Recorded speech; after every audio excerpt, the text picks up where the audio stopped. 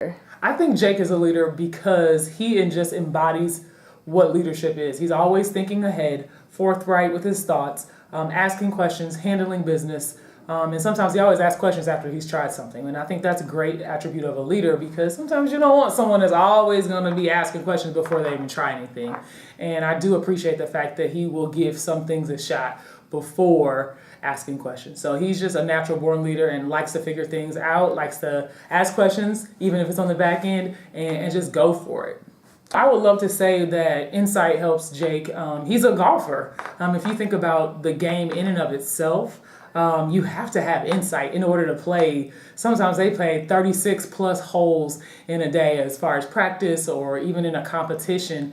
They are really getting it in. And I think you have to have a lot of insight to be able to walk and carry your clubs and think about your shots and forget about the bad shots.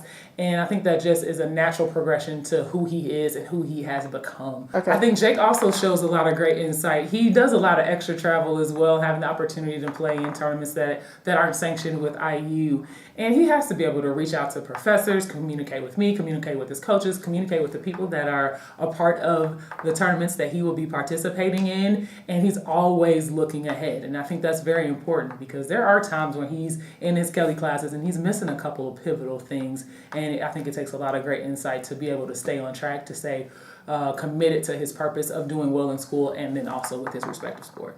I think for students that want to be like Jake and have insight, you got to take some risk. And I don't know too much on the backside of some things that Jake does, but I have heard some really great things. And I think he stepped out of the box and took some great risks to try some new things, to open up doors for himself, which also open up doors for other people. So I would say jump out there, try something new. And if you fall, that's all right. Get back up and try again.